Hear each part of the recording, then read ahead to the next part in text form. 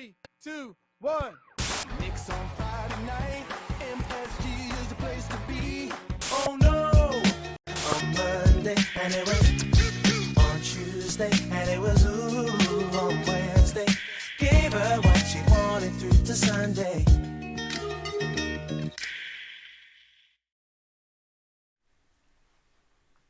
Salut la team! Pas un jour, pas une semaine sans qu'on parle des New York Knicks. Cette semaine, vous le voyez, je suis tout seul, mais c'est pas un souci, parce que moi j'ai vu pas mal de choses dans l'actualité des Knicks. On va en parler, on va en revenir sur les faits marquants, et Dieu sait qu'il y en a encore eu beaucoup cette semaine. Et aussi, on va s'attarder sur ce qui va venir la semaine à venir. Alors, on perd pas plus de temps, et on parle de l'actualité des Knicks.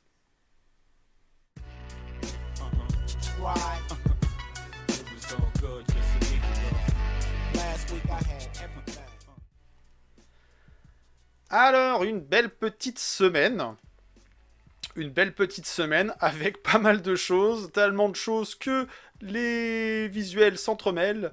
Mais voilà, on revient. Qu'est-ce qui a commencé pour débuter la semaine passée des Knicks? On avait déjà la réception du Jazz au Madison Square Garden, il y a eu des petites embrouilles, bon, on va y revenir. Mais il y a eu surtout la réception des nouveaux meilleurs ennemis des Knicks, les Atlanta Hawks et le fameux Trae Young. Ça nous a permis de retrouver Kevin Knox, qui faisait son retour dans la grosse pomme. Bon, un petit retour furtif, on va dire. Et puis Atlanta, concurrent direct dans la course au play-in.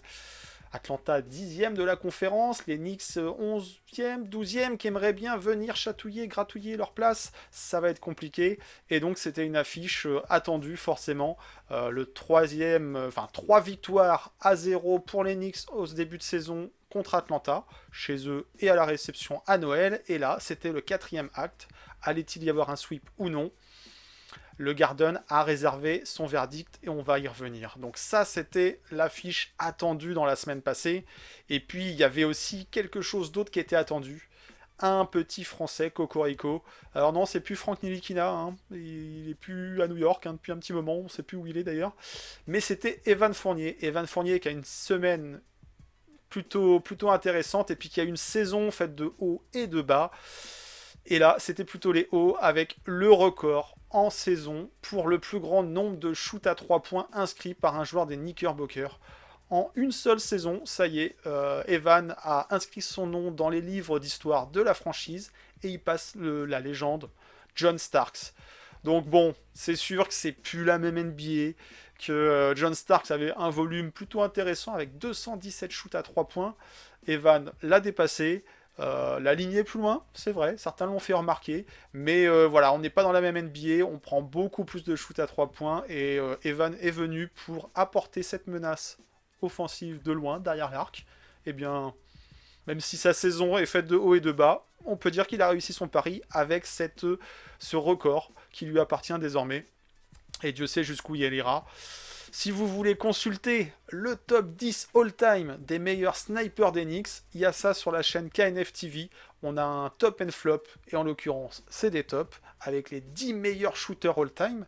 Et peut-être que notre Français Evan va peut-être y intégrer ce top 10, on ne sait pas.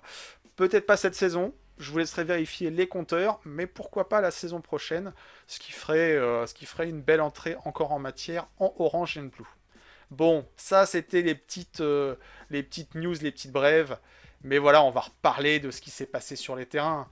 Et ça a été plutôt positif. Si. On a un petit peu perdu cette habitude d'avoir plus de victoires que de défaites. Et cette semaine, il y a eu plus de victoires que de défaites. Si. Alors ça intervient peut-être un petit peu trop tard dans la saison. C'est certain.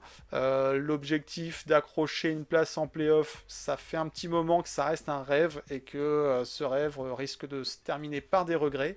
Mais cette semaine, il y a plus de victoires que de défaites. Donc c'est bien pour les parieurs, c'est bien pour les joueurs qui jouent, les petits jeunes pour certains. On va revenir dessus. Et puis c'est bien pour le public, c'est bien pour la dynamique sur la fin de saison, même si ça n'ira pas permettre de gratter cette place dans le top 10, même si ça ne permettra pas d'aller choper un super lottery pick à la draft. Quoique, La loterie, ça reste un tirage de boules, de ping-pong. Sur un gros coup de chance, on pourrait avoir un bon pic, mais bon, ça a l'air quand même plutôt compliqué.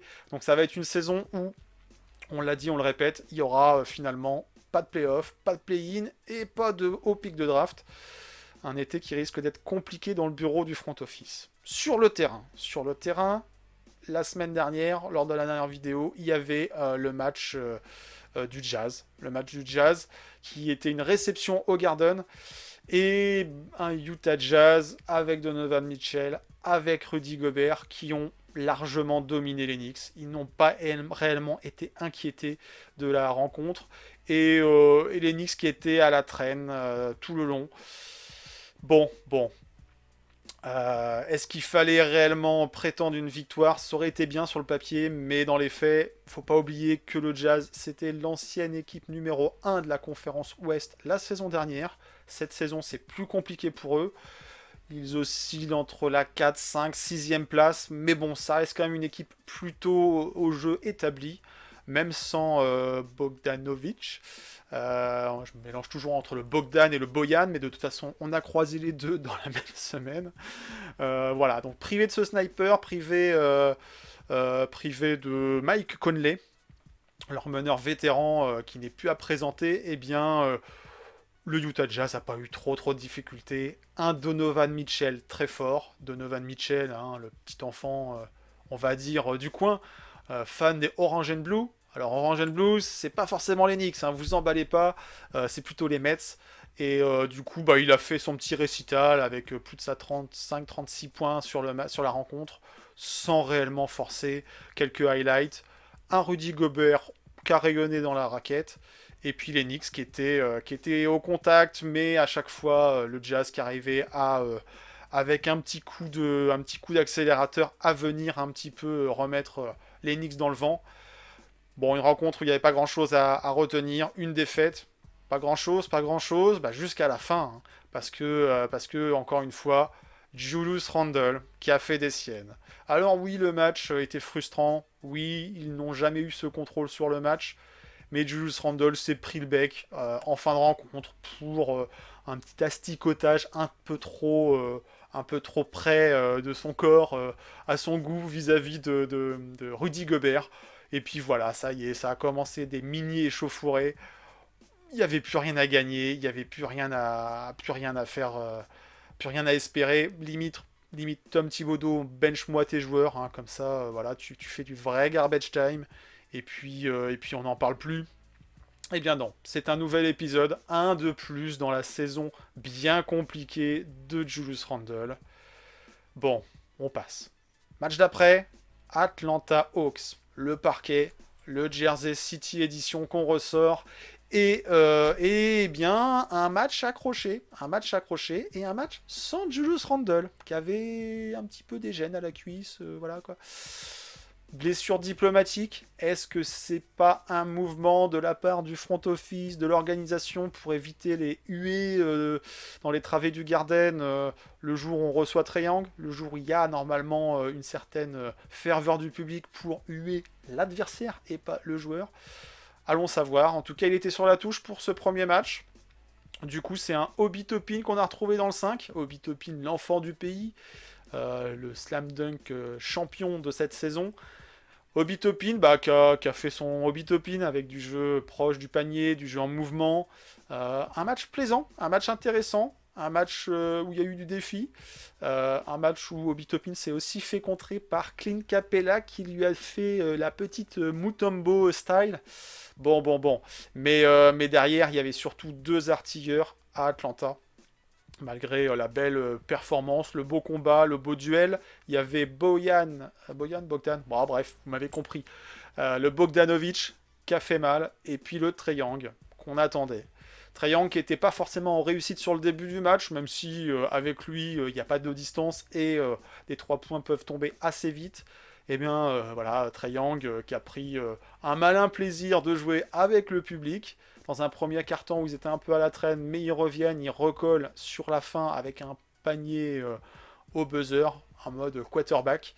Et Trae Young qui a fait son show, qui a pris ses petits coups de chaud par moment et qui a atteint les 45 points. Donc 45 points de Trae Young, 32 points de Bojan Bogdanovic, ça fait beaucoup. Ça fait beaucoup pour deux joueurs à la belle adresse, on le savait, et sur lesquels les Knicks avaient un petit peu du mal à répondre, même si tout le long ça a été accroché, on y a cru, on s'est dit et si voilà ce duel, ce match, cette confrontation directe pour les play-in allait dans l'escarcelle des Knicks, ça aurait pu être intéressant, une belle opération, ben, du moins pour mettre la pression en vue des play-in, mais non. Sur la fin, c'est bien Atlanta qui a fait la différence. Un match accroché, un match plaisant, un match avec du suspense. Atlanta, c'est pas non plus l'Atlanta Hawks de la saison dernière. Hein. On parle quand même d'une équipe qui est classée 10e. Au rayon des déceptions dans la conférence Est, il y a bien évidemment les Knicks. Mais les Hawks qui étaient en finale de conférence, c'est pas joli non plus. Bon, au final, il n'y a pas de sweep. Au final, les Knicks craquent en fin de match. RJ Barrett fait un bon match. Bon, voilà. Allez, on passe. Ça, c'était le premier match où Julius Randle était absent.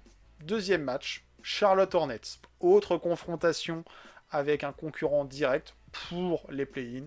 Si tant est qu'il y ait encore quelques exploits. Mais à vrai dire, la saison, on va plus la jouer, on va plus la vivre, la subir, peut-être pas, mais en ayant d'autres joueurs, d'autres rotations, un autre style. Moins de Julius Randle, moins d'ISO, moins de côté caractériel, et surtout du mouvement, du ballon qui bouge, un scoring plus réparti, avec toujours un RJ Barrett en option numéro 1, ça va pas changer. De toute façon, on parle d'une prolongation normale de son contrat rookie, d'une extension max. À vous de nous dire ce que vous en pensez, est-ce que c'est trop une extension max, ou est-ce qu'il le mérite? Moi, à mon humble avis, je pense qu'il le mérite. Un joueur qui a du potentiel, sur lequel il faut investir et qui a la bon état d'esprit, qui voulait être à New York, même s'il a été drafté par New York dès le début, son Yo I'm a Knicks. Ça voulait tout dire, il est content d'être là, il montre une progression, et on l'a encore vu dans ce match. Un autre joueur qui s'est montré également, et qu'on a vu pas mal ces derniers temps, c'est Immanuel Quickley. Immanuel Quickley, toujours pas responsabilisé en tant que starter. Hein. On va laisser... Tom Thibodeau va nous laisser du Alec Burks toute la saison comme la meilleure option au poste 1. Ouais, parce que Derrick Rose n'est pas là, parce que Kemba est sur la touche. Un Kemba qui, a priori, s'entraîne du côté de Charlotte. Hein. Est-ce qu'il y fera son retour la saison prochaine? On verra, pourquoi pas, ça sera bien. Mais voilà, un Immanuel Quickley qui est plutôt dans la seconde unit et qui fait de belles choses, qui dynamise le jeu, qui apporte son jeu à la Quickley, à savoir du flotteur, un peu de lay-up maintenant, des shoots à 3 points, et puis une animation, une présence au rebond. Il apporte pas mal de choses, cet Immanuel Quickley, même s'il y a du déchet, c'est normal, c'est qu'un sophomore. Son jeu, est-ce que c'est vraiment un jeu de poste 1? Moi, je l'assimile plus à un Lou Williams, un joueur qui va apporter du scoring, qui pourquoi pas peut porter le ballon, distribuer aussi, mais il crée avant tout pour lui. Mais en tout cas, il nous montre de belles choses, et ça a été encore un artisan sur ce match. Un match où les Knicks ont été tout le temps devant. Autant contre le Utah Jazz, tout le temps derrière, là, quasiment. Là, tout le temps, on a senti que c'était eux qui menaient le tempo, et quand Charlotte essayait de revenir, ça ne recollait pas pour eux, ou on réaccélérait. Donc un match maîtrisé, une belle surprise, parce qu'on ne pensait pas, après la défaite d'un rien sur la fin contre les Hawks, qu'ils allaient pouvoir réagir, et si. Et c'est plutôt une belle surprise par rapport à des Charlotte Hornets, pareil, qui étaient en mode montagne russe sur cette fin de saison. Leur absence de Gordon Hayward les pénalise. Et le Miles Bridges, qui avait été rayonnant lors du MLKD, a été beaucoup plus discret. Quelques highlights, bien sûr, mais pas les 37 points et l'adresse insolente qui avait pu venir écraser les Knicks au Garden. Donc une belle victoire. Il faut le noter, une victoire de prestige, pourront nous dire certains, une victoire qui arrive tard, mais voilà, ça situe aussi un peu le niveau des Knicks. Finalement, même si dans cette conférence Est, c'est assez serré dans le classement, on voit que c'est plutôt les équipes avec qui, normalement, on aurait dû se mêler à la lutte, et plutôt, voilà, on est sur le dernier wagon. Autre match, Autre concurrent plutôt costaud, plutôt coriace, les numéros 1 tout simplement de la conférence Est, chez eux, le Miami Heat. Miami Heat qui a fait parler d'eux par Jimmy Butler, par Udonis Haslem et par Eric Spoelstra avec l'embrouille, la querelle, le limite début de baston sur le banc. Euh, pas, pas, pas, pas, pas très reposant, pas très calme, ça chauffe du côté de Miami, sans vouloir faire de jeu de mots. Et bien voilà, à quoi allons-nous pouvoir attendre comme accueil? Un Miami Heat revanchard qui a envie voilà, de montrer de belles choses et qui allait cueillir les Knicks la fleur au fusil. Hein. Encore un match sans Julius Randle. Julius Randle, petit costard rose en mode Miami Vice, mais toujours sur le banc. Donc troisième match sans Julius Randle et toujours ce même jeu, toujours ce jeu en mouvement. Mais là, attention, il y avait quand même candidat et adversaire, une grosse défense de Miami. Un RJ Barrett en difficulté. Là, beaucoup plus dur sur ce match-là, une adresse qui n'est pas au rendez-vous. Et du coup, un carton, deux cartons, trois cartons, on se dit, ça risque d'être compliqué. Ça sent la défaite logique et il n'y aura pas à rougir face à un Miami Heat. Et puis là, la fin de troisième carton, le début du quatrième, ça, c'est IQ qui prend feu. IQ qui fait la différence. IQ qui redynamise cette attaque et qui va permettre de recoller au score et même de repasser devant.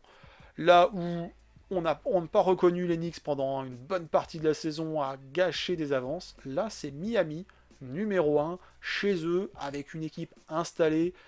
Il manquait certes Tyler Hero qui est très important en sortie de banc, futur probable sixième homme de l'année, hein, ne le cachons pas. Et bien non, là c'est eux qui ont lâché, qui ont craqué en fin de rencontre avec un jeu dynamisé par les jeunes. Evan Fournier sur le banc, il faut le noter aussi. Il y a du record à 3 points pour Evan, mais là, ces derniers temps, en fin de match, c'est pas lui qui termine les rencontres. C'est du Quickley. Là, on a du Grimes, on a du McBride également. Petit mais costaud, il apporte sa défense. Et puis du Hobby, du Jericho Sim, du Mitch. Voilà. C'est la formule gagnante. Et c'est la formule gagnante chez les numéros 1. Donc, agréable surprise que de battre le hit chez eux. Et puis, c'est pas une équipe comme les autres. On aime toujours battre le hit chez eux, hein, n'est-ce pas? Bon, ça aurait pu être parfait, mais ça a continué. Il y avait un autre match pour finir dimanche soir, un peu plus tôt, 21h, 21h30. Profitons-en. Il n'y en a plus beaucoup des matchs.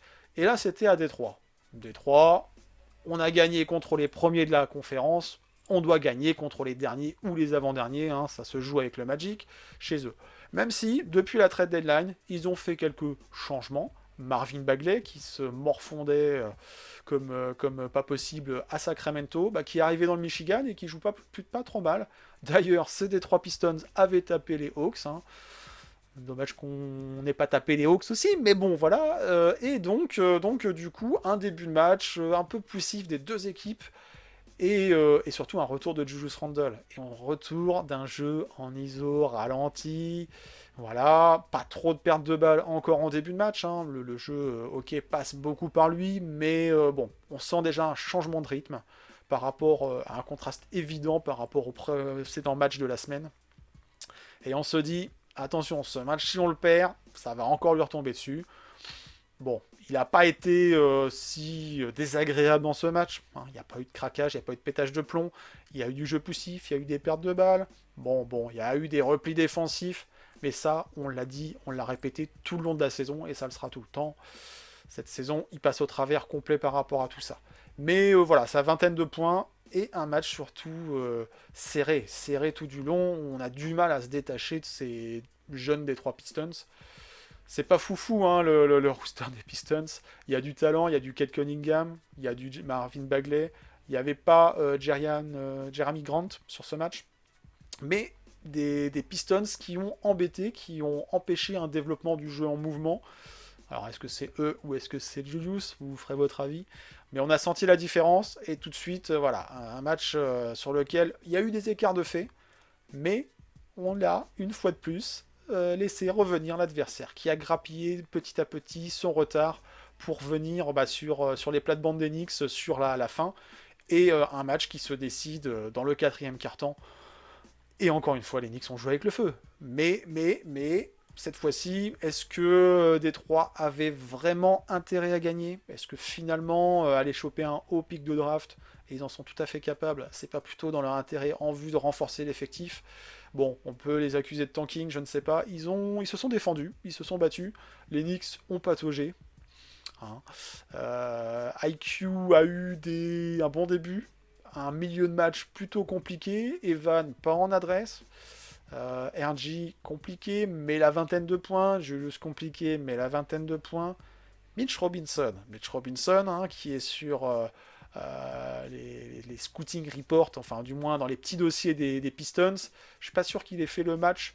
Alors défensivement, oui, il y a du rebond, il y a du contre. 5 contre, c'est beaucoup, mais en termes de points, 4 points, il s'est fait manger dans la raquette, il n'a pas existé. Jericho Sims, pas plus non plus de présence offensive dans la raquette.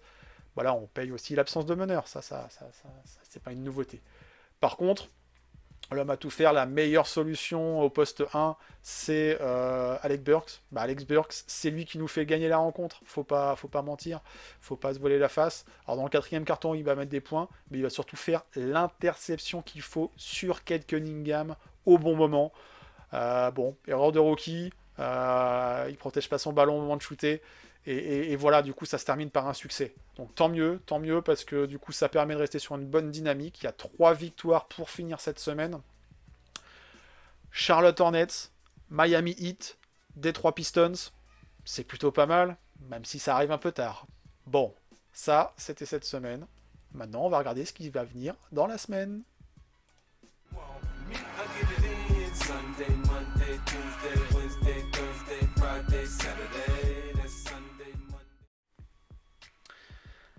Alors, il y a eu des matchs à domicile, il y a eu des matchs à l'extérieur, et ben cette semaine, on va être plutôt à domicile. Ça va plutôt se jouer au Madison Square Garden, avec Julius Randle. Bah oui, il est revenu. Est-ce qu'on aura un retour ou pas de Derrick Rose? On l'attend depuis un moment. Est-ce que ça vaut vraiment le coup aujourd'hui de réintégrer Derrick Rose dans la rotation, ou plutôt laisser quelques temps de jeu, quelques minutes, quelques séquences, quelques périodes à du Miles McBride?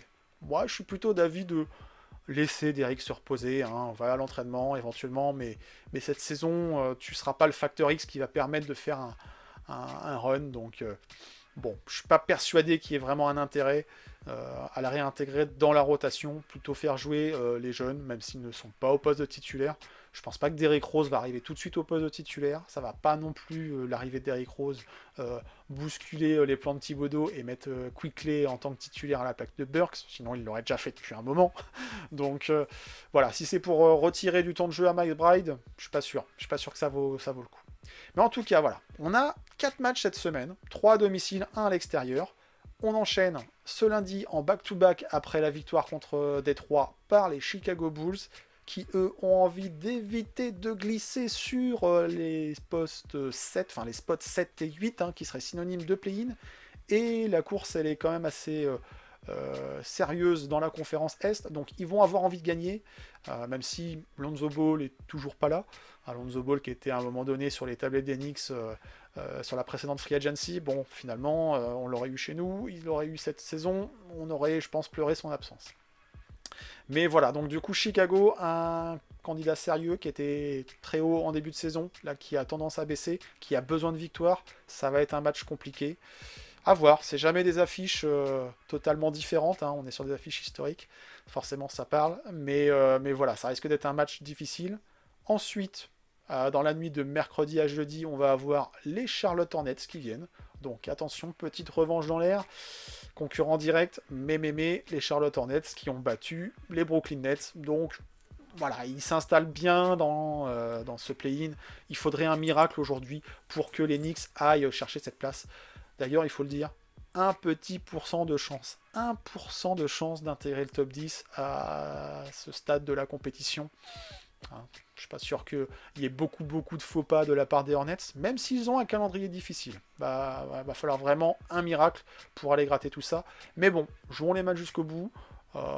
Donnons des difficultés aux adversaires. Et puis voilà, ça sera toujours une dynamique qui sera utile pour la saison prochaine, à voir quels joueurs seront gardés, mais tout ça, on aura l'occasion d'en parler en vue de la Free Agency. Et puis après, samedi soir, une date qu'il va falloir retenir, à une heure tout à fait raisonnable, hein, c'est la réception des Cleveland Cavaliers. Cleveland aussi qui chute dans la conférence Est, même si, encore une fois, compliqué d'aller les chercher.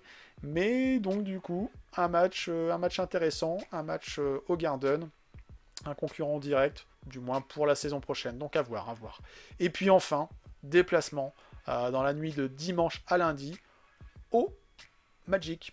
Magic qui nous a battu 2 fois à domicile. Aïe aïe aïe, donc là on joue chez eux, il va falloir rééquilibrer le bilan. Une équipe qui tank. Cole Anthony, est-ce qu'il a renlevé ses Timberland? À voir. Est-ce que Mobamba va être en forme ou pas? Un nom qui circule également dans les rumeurs. Bon, à voir, mais en tout cas, pour le retour d'Evan Fournier à Orlando, ça serait bien qu'il nous fasse un petit carton en termes d'adresse, et puis que ça soit un match tranquille où on déroule. À voir. Donc, d'habitude, on est deux. D'habitude, on pronostique un petit peu les résultats sur la semaine. Donc, 4 matchs.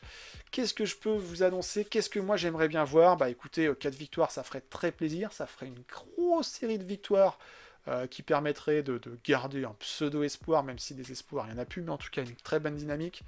Après, on a vu qu'avec Julius Randle, le jeu s'est ralenti. On a vu qu'on n'a pas retrouvé les mêmes rotations au Bitopin. Il a vu son temps de jeu drastiquement diminuer. Donc moi, je pense que ça va être compliqué contre Chicago ce soir. Ensuite, Charlotte, il y aura revanche. Ils vont vouloir se refaire. Je ne sens pas non plus une victoire. Par contre, Cleveland, je ne sais pas pourquoi, et Orlando, allez. Donc moi j'annonce 2 victoires, 2 défaites, un 50-50. Et puis tout ça va nous amener gentiment, mais sûrement vers un 35 victoires à la fin de la saison. Histoire d'avoir un bilan pas complètement ridicule, même s'il y aura des regrets, bien sûr.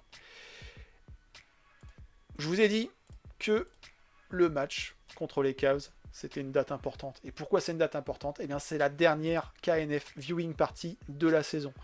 Je ne pense pas qu'il y aura de playoffs, et c'est toujours compliqué de planifier quelque chose au niveau des playoffs, parce qu'on n'a pas le calendrier à l'avance. Puis il faudrait sortir des play-ins, donc bon. Mais en tout cas, le calendrier NBA, les 82 matchs, ça se termine. La saison aura été difficile, mais c'est pas non plus une raison de ne pas supporter l'équipe jusqu'au bout. On supporte l'équipe dans la victoire comme dans la défaite. Peut-être qu'il y aura de la victoire, mais en tout cas, voilà. C'est le bon moment de se retrouver une dernière fois au niveau de l'association en viewing party. Donc, le 2 avril, le lendemain du premier, ce n'est pas une blague, contre les Cleveland Cavaliers, on reçoit donc du coup au Madison Square Garden. Et donc, le match est à 19h. On vous donne rendez-vous à 18h30 au Hideout, une adresse que vous connaissez maintenant, puisque c'est pas la première fois qu'on fait des viewings à cet endroit-là. Et donc, c'est l'occasion, voilà, de passer un bon moment. Le match est qu'un prétexte, mais en tout cas voilà, on vous donne rendez-vous les Knicks fans pour cette date qui est la dernière viewing party de la saison. Voilà, écoutez, c'est tout pour moi. Je me suis fait mon petit exercice Avenix Weeks en solo.